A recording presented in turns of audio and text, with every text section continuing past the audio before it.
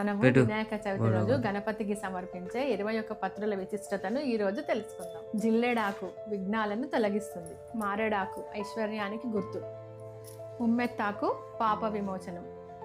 గోరింటాకు పవిత్రతకు చిశంకు. పుష్పమాకు జ్ఞానాన్ని విద్యను పెంపొందిస్తుంది. తమలపాకు మంగళకరం. మోదుగాకు బలానికి గుర్తు. అరిటాకు శుభకార్యాలు, ఆర్థిక వృద్ధి. చామాకు దోష నివారణ. మల్లె ఆకు భక్తికి సూచన. వేపాకు ఔషధ గుణాన్ని సూచిస్తుంది. మర్రి ఆకు దీర్ఘాయుష్షు పుణ్యప్రాప్తికి సూచన. జామ ఆకు శక్తికి సూచన. ఉత్తరేనాకు రక్షణకు సూచన. చింతాకు శాంతికి సూచన. ఉసిరి ఆకు శక్తి పెంపుదలకు సూచన. ఓమాకు వైభవానికి గుర్తు. గన్నేరాకు శత్రు నివారణ. నేరేడాకు ధనవృద్ధిని సూచిస్తుంది. సీతాఫలమాకు సౌభాగ్యం, కుటుంబ అభివృద్ధిని సూచిస్తుంది. గరిక గణేశునికి అత్యంత ప్రీతికరమైన పత్రి, విఘ్నాలను తొలగిస్తుంది.